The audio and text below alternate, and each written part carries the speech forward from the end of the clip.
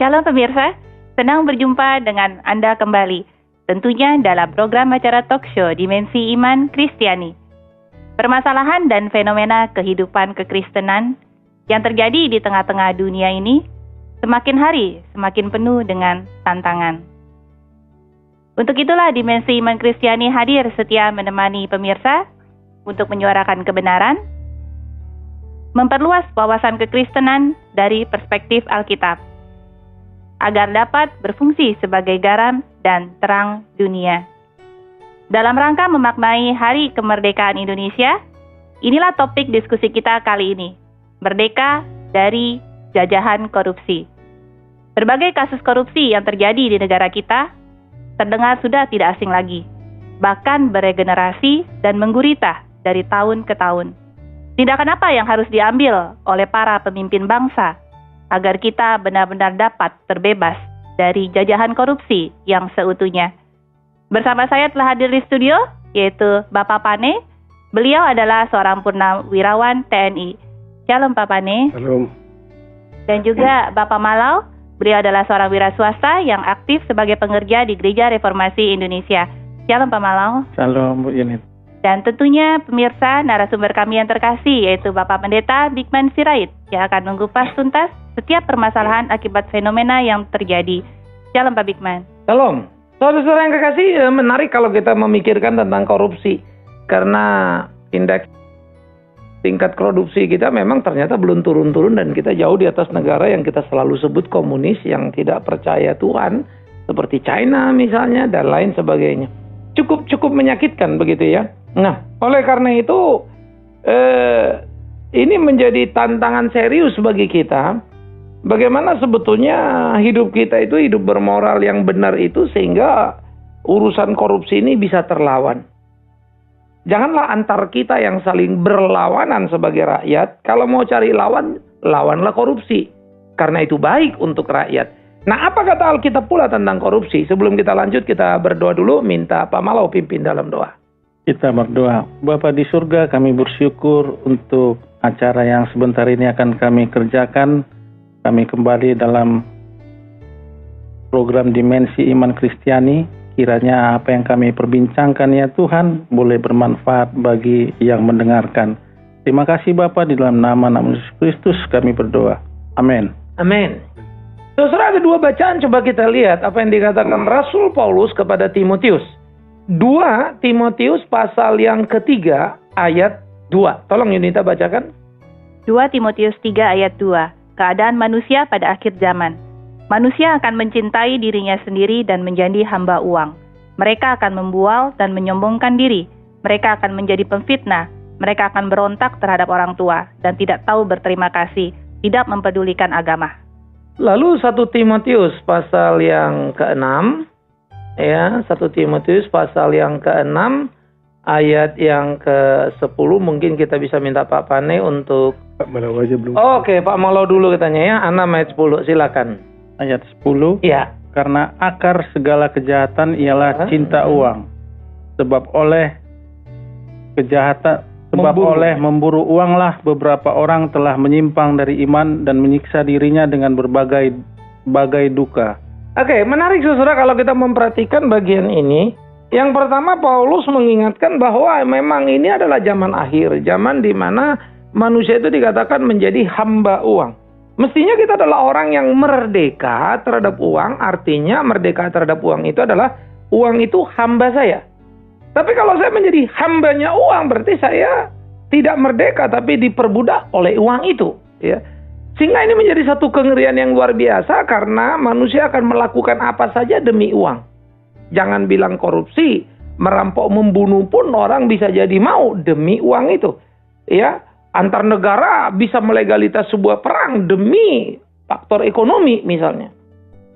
Yang kedua, kepada Timotius juga diingatkan tentang bagaimana manusia itu mempunyai cinta yang luar biasa. Philea terhadap uang. Kata yang dipakai itu philea, bukan eros. Kalau eros itu normally kita butuh uang, tapi tidak berarti uang itu lalu memperbudak kita. Begitu. Ya, kalau storge itu kan persaudaraan. Apa, kakak adik yang darah. Kalau philea itu tinggi karena blood brother. Mengikrarkan satu persaudaraan yang kuat ya dengan mencucurkan darah. Bahasanya seperti itu sederhananya. Jadi kalau saya blood brother tadi, saya terikat kuat terhadap uang tadi, sehingga cinta saya akan membela mati-matian demi uang ini. Waduh, gawat sekali. Nah, maka itu disebut itulah akar segala kejahatan. Yang kemudian mengakibatkan munculnya kedukaan, kepahitan, kegetiran. Bukankah karena uang, seorang suami terlalu gila mencarinya, ya, lalu dengan uang dia mau menunjukkan kekuasaannya, dengan uang kemudian dia sengaja atau tidak malah merusak rumah tangganya. Ya, jadi ini harus menjadi satu kehati-hatian bagi kita di dalam semangat hidup sebagai orang merdeka. Mestinya orang-orang Kristen itu sadar betul. Karena itu jikalau seorang Kristen masih berpikir dan berminat dan aktif untuk berkorupsi, saya pikir tidak ada gunanya dia mau ngasih persembahan ke dalam gereja, karena Tuhan nggak akan tertarik dengan uang itu. Walaupun memang ada saja pendeta yang tertarik dengan uang itu, begitu ya. Tapi kalau Tuhan pasti marah dia untuk urusan-urusan seperti itu. Nah, karena itulah ini menjadi sangat penting sehingga orang-orang Kristen menjadi orang yang memberi kontribusi terhadap hidup bersih negara ini dengan cara tidak terlibat dalam korupsi sebagai pertanggungjawaban imannya. Nah, bagaimana Anda sebut Anda orang Kristen yang baca Alkitab, tapi Anda terlibat dalam korupsi? Artinya kamu tidak bertanggung jawab secara iman Kristianinya. Percuma Anda ke gereja, percuma Anda menyumbang. Tuhan tidak akan tertipu oleh itu. Nah, itu makanya dikatakan, tidak setiap orang menyebut namaku Tuhan-Tuhan masuk surga. Tapi mereka yang melakukan kehendak Bapakku. Jadi tidak semua orang yang pergi ke gereja, tiap minggu bahkan seminggu 3-4 kali, akan masuk surga. Mereka yang melakukan kehendak Bapakku. Apalagi korupsi lalu berpikir bisa bersih dengan memberikan perpuluhan. Waduh, Tuhan justru murka. Karena itu menghina surga, seakan-akan mau melakukan transaksi yang sangat menjijikkan dalam konteks merusak satu kebenaran itu sendiri. Begitu, gimana? Ya, dari penjelasan Pak Bigman berarti boleh kita poin yang saya tangkap ya. Jadi korupsi ini sebenarnya kan akibat yang buruk yang ditimbulkan oleh seseorang pribadi gitu kan, yang lebih kepada berkaitan dengan hati nurani dan imannya. Nah, kalau kita bicara soal korupsi yang terjadi di negara kita, itu bagaimana kita bisa melihat sosok yang di dalam pemerintahan itu yang memang benar-benar bisa tegas dalam soal korupsi ini, Pak? Bagaimana, apa yang indikasi buat rakyat tuh yang bisa memilih seorang pemimpin yang seperti itu gitu? Sebetulnya berdirinya, kalau kita bilang ya, ketika didirikan KPK secara khusus sebagai lembaga pemberantasan korupsi, itu sudah berasa. Tapi kemudian ketika KPK ini juga hadirnya berapa kali coba digoyang-goyangin, diganggu-gugat, itu mau menunjukkan ternyata yang mendirikan itu pun tidak pernah sepenuh hati, karena tidak menduga kalau nanti KPK ini nggak bisa full control kan gitu. Jadi dengan segera mereka itu sebetulnya sudah menceritakan siapa dirinya. Kau yang bikin, kau yang marahi, kan kurang lebih-lebih. Jadi satu hal yang sangat menyedihkan. Kalau seharusnya ya dikasih kekuasaan lebih penuh lagi. Mau dibilang itu lembaga tidak tersentuh, ya tidak mengapa. Kalau dia memang mau ngancuri korupsi, memang tidak boleh tersentuh.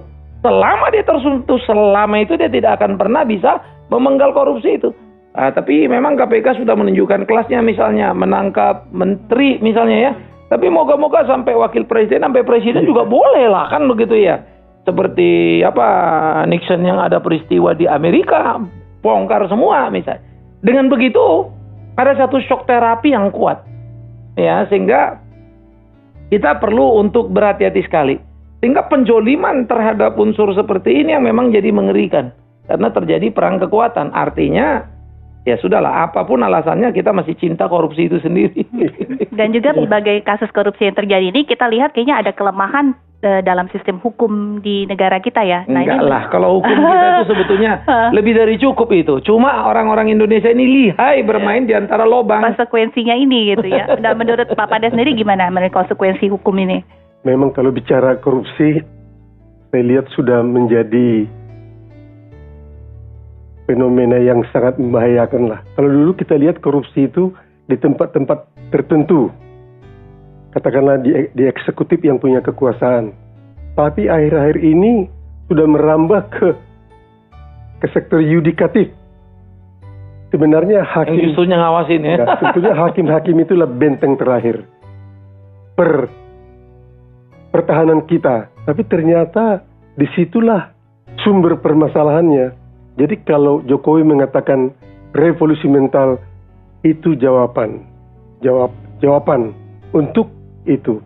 Kebetulan saya beberapa kali ke penjara, pelayanan penjara. Masuk penjara ya Pak ya? Bukan masuk penjara, hanya pelayanan. Pelayanan. Saya terkagum-kagum waktu pertama kali ke Tangerang. Kok gerejanya bagus amat di Tangerang itu. Lihat masjidnya besar, kubahnya indah. Saya sih nggak masuk ke masjid, ke gereja saja. Cuman saya lihat gereja ini kayaknya dipersiapkan untuk jangka panjang menampung orang-orang pidana gitu loh. Apa mereka sudah mengekspektasi akan banyak yang masuk gitu kan? Sedangkan saya ingat waktu kami ke Kerawang waktu itu, kami kan memberikan sumbangan kursi karena kami waktu kebaktian itu ditikar. Jadi kita mau sumbang kursi. Bilang berapa yang di dalam ini? Dia bilang 50. Kita pun dengan niat baik sebetulnya. Nanti kita sumbangan 60. Maksudnya cadangan lah. Bukan mengharapkan penuh. Begitu loh. Jadi kita sendiri juga jadi ikut begitu ya. Kita mengharapkan sebenarnya dari 50 itu turun.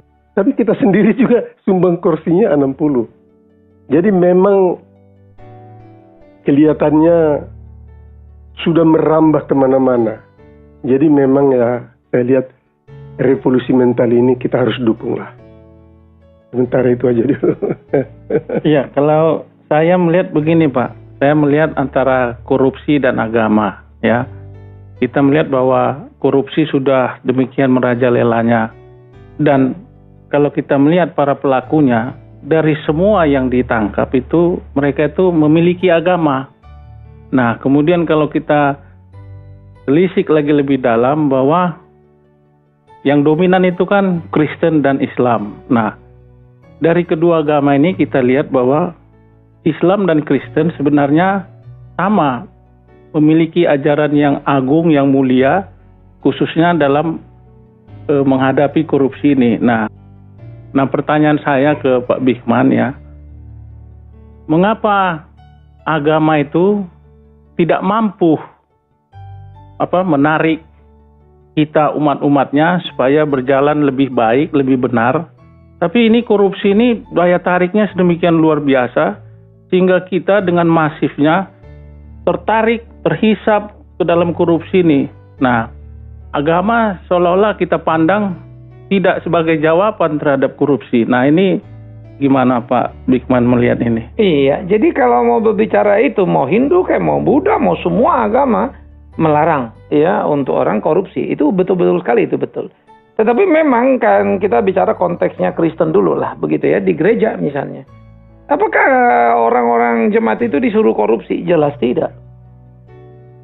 Tapi apakah orang jemaat itu tanpa sadar dipacu untuk korupsi? Digoda untuk korupsi? Jelas iya. Mengapa? Bagaimanapun kita harus akui jujur. Kegagalan gereja adalah ketika orang ke gereja itu ada kelas. Anda kaya, number 1. Anda tengah-tengah ya number 2. Kalau Anda kelas ekonomi miskin ya number 3. Dalam pelayanan pun sama. Yuk kedukaan, siapa yang ngunjungi, sakit, meninggal, apalagi begitu. Rumah di kota besar, di jalan besar sama ke ganggang. Pendeta yang pergi pun bisa berbeda klasifikasi tuh.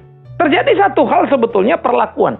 Jadi kalau saya mau dilakukan secara terhormat, saya jadi orang kaya dong. Uang nggak cukup ya korupsi. Yang kedua, yang lebih sadis lagi, ketika ini dijadikan ukuran keimanan. Orang yang kaya itu diberkati Tuhan itu. Yang miskin itu dikutuk Tuhan itu. Inilah sebetulnya pencetus korupsi yang paling gila. Siapa yang ngajarin? Gereja. Nah, jadi orang ke gereja itu mau membuktikan bahwa dia kaya. Jadi bahwa dia diberkati Tuhan. Sampai ada kemudian di satu gereja, sangat menarik sekali. Ketika semua pengurusnya itu naik mobil, dan mobilnya baru-baru semua. Tapi ketika diselidiki terus ke dalam, kredit. Diselidiki lagi, banyak yang macet. Karena memaksa diri untuk kredit mobil yang lebih dari kapasitinya. Kenapa? Karena dia malu kalau pakai mobil bekas. Masa anak Tuhan, anak raja pakai mobil bekas? Nah, inilah kejahatan. Saya menyebut ini kejahatan tuntas ini. Karena rasul itu tidak satupun orang mereka-mereka ini yang naik, kemudian naik kuda atau punya keledai khusus begitu kan?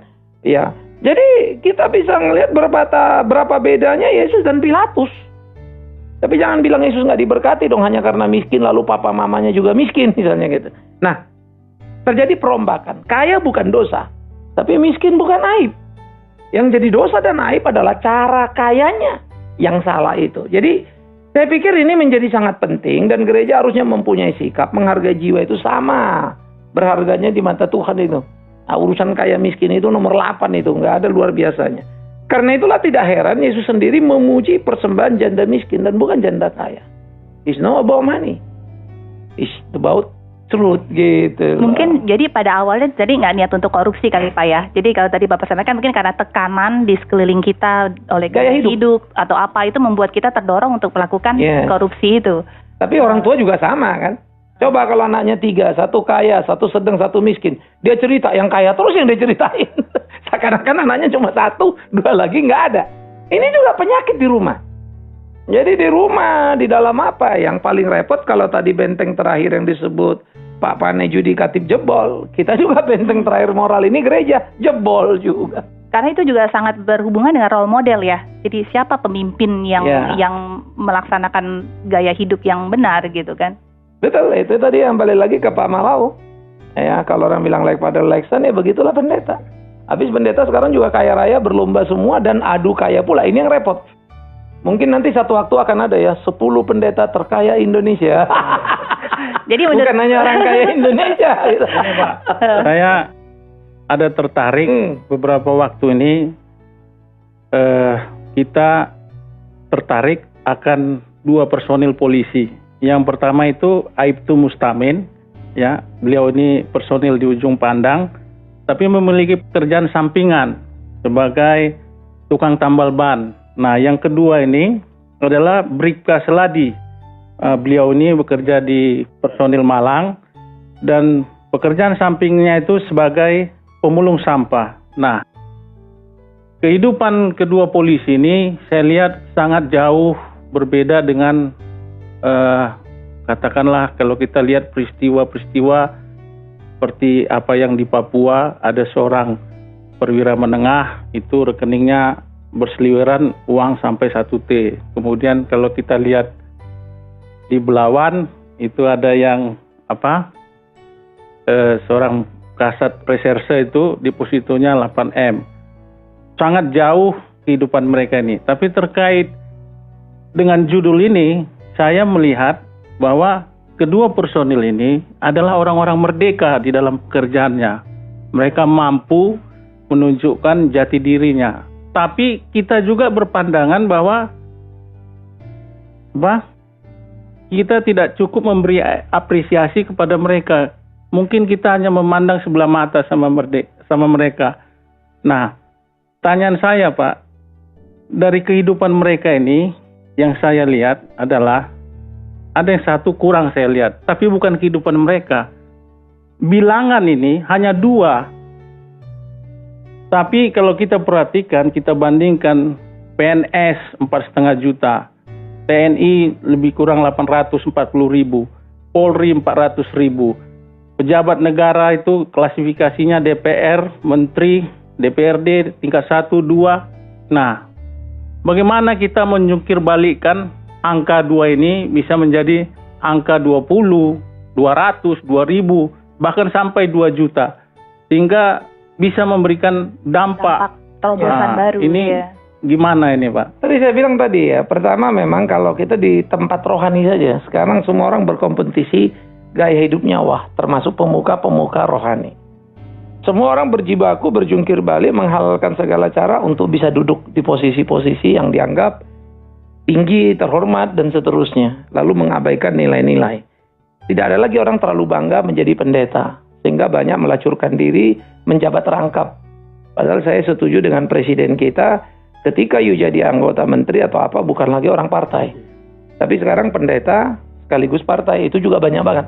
Sampai kita bingung lagi sebetulnya, ini mau kemana kita ini pergi, begitu ya. Pendeta pengusaha juga. Ya, tidak kurang-kurang, merangkap. Karena pengusaha jadi pendeta juga ada.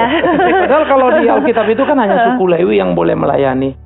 Tetapi mereka tidak dapat harta pusaka, tanah pusaka.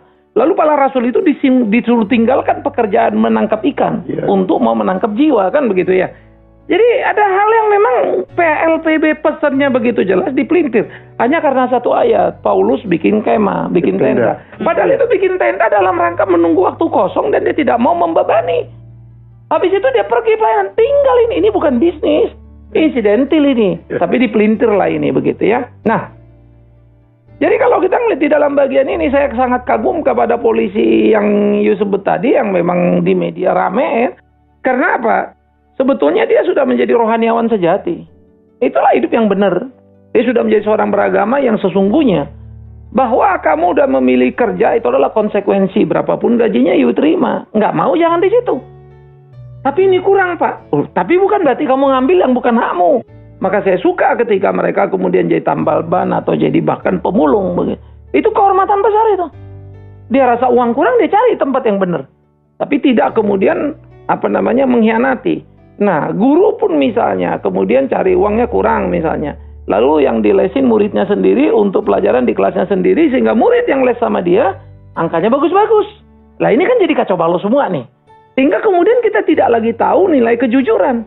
Jadi anak ini, siswa ini udah belajar sejak dini bahwa kita bisa membeli apa saja termasuk angka rapot kita. Nah gitu loh.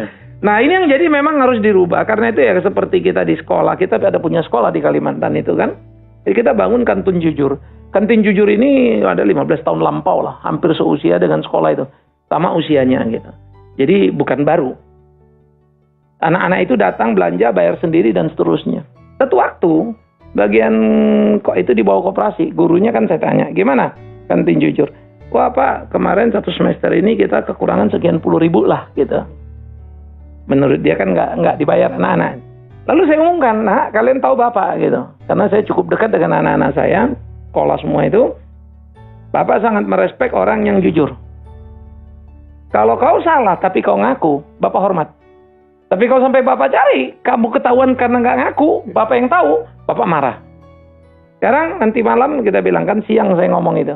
Nanti sore saya bilang, tolong ke tempat Bapak, lapor. 30 lebih anak lapor ngantri. Sudah 30 ngantri, terus saya nanya dong. Kayak ini, Pak saya waktu itu lupa bayar ini, omong balikinlah semua. Terkumpul lah kurang lebih 130 ribu. Saya panggil gurunya. Ternyata anak itu jauh lebih jujur juga dari kamu, saya bilang. Kamu bilang 80 ribu ke saya. Tapi mereka ngaku 130. Iya Pak, itu kira-kira. Itulah kejahatanmu, saya bilang. Saya nanya, kamu nggak jujur. Ternyata kamu juga tidak tahu persisnya berapa. Ini kan menyedihkan begitu loh. Jadi ada satu hal yang saya bilang, anak ini perlu gairah. Ya, perlu satu model. Saya nggak bisa bicara sama mereka, lalu mereka akan kerja jungkir balik saya suruh. Kalau mereka nggak lihat saya sendiri kerja jungkir balik. Ya, mereka kita nanam pohon, saya ikut nanam pohon. Kita nyangkul halaman untuk rapiin, saya ikut. Ya, padahal saya pendiri terhadap sekolah itu. Nah, sebetulnya tidak sulit kalau kita kemudian tadi ini mengelawan ini. Nah sayangnya dua rekan kita tadi ada di level bawah. Coba orang akan bilang, coba dia kalau jenderal pasti dia ngambil juga. Nah mengenai ini Pak, mengenai level ini. Jadi tren sekarang nih pendeta ini mengelola gerejanya kan seperti usaha. Supaya pada saat mereka menyinjili para pengusaha itu tuh mereka bisa selevel gitu loh Pak. PD-nya tuh ningkat gitu loh. Gini, saya bukan pengusaha. Tapi saya punya banyak sekali teman pengusaha. Tidak perlu saya jadi pengusaha. Saya pikir kita tidak perlu berbasa-basi untuk itu. Saya pendeta, bukan politisi. Saya punya teman banyak sekali politisi. Tapi sorry juga ya, saya pendeta bukan preman. Saya tinggal di daerah yang banyak premannya dan saya berteman dengan preman. What's the problem? Apa saya harus jadi preman? Tapi tidak. Kualitas apa yang kita tingkatkan Pak sebagai kualitas hidup you jadi model. Sama preman you duduk, you bayarin mereka makan. Berteman kita. Kamu ngomong juga didengerin. Sama pengusaha kamu cerdas bicara. Sama politisi kamu pasti dong bicara politik. Kalau enggak dia juga nggak mau yang jadi teman diskusi. Akibatnya apa? Ya pendeta mesti banyak belajar. Simpel saja. Bapak-bapaknya zaman bapaknya dulu gimana itu korupsi itu namanya? Waktu masih aktif dulu kan susah juga itu tentara. Zaman dulu memang kering gak cukup ya, Pak. Sudah tanggal 20 itu sudah susah kehidupan.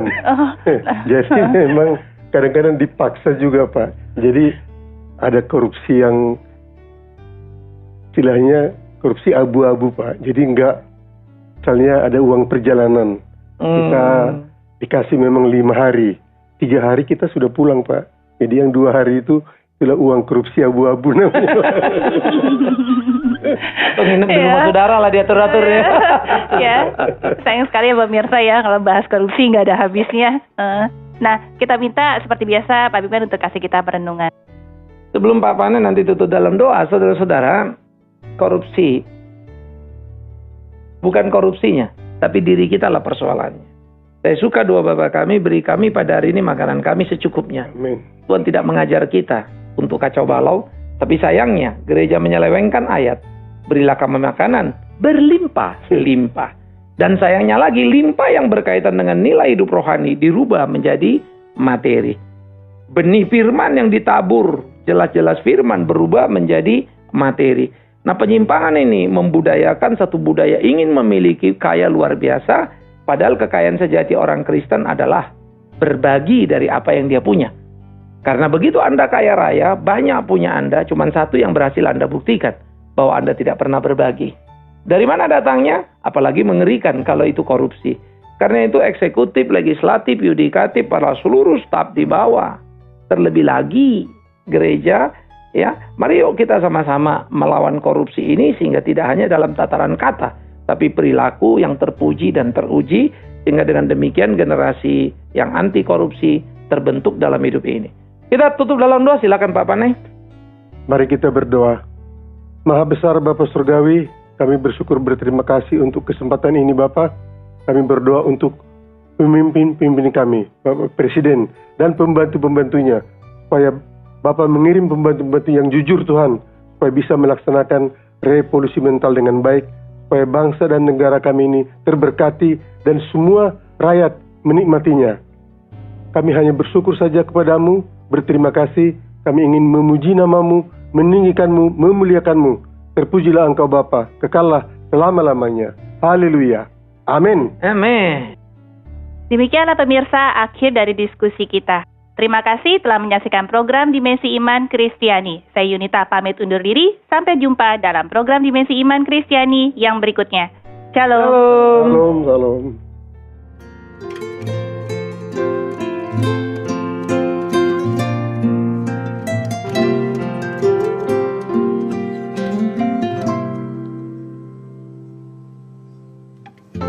Surga mulia ditinggalkannya, bukit gersang Golgota didakinya,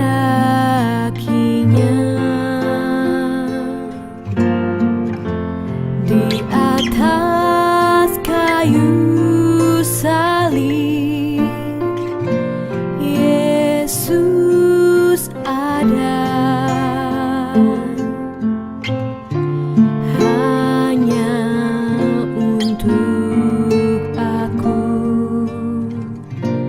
yang berdosa. Ya Yesus Tuhanku, hidupku untukmu, melayanimu,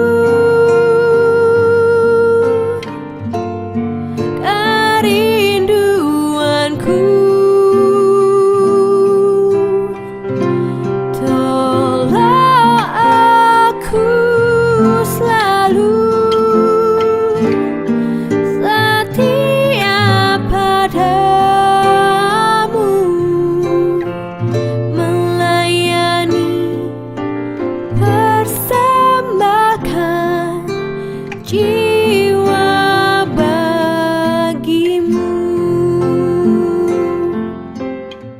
Kini mungkin tak dapat engkau mengerti satu hal, tanamkan di hati, indah semua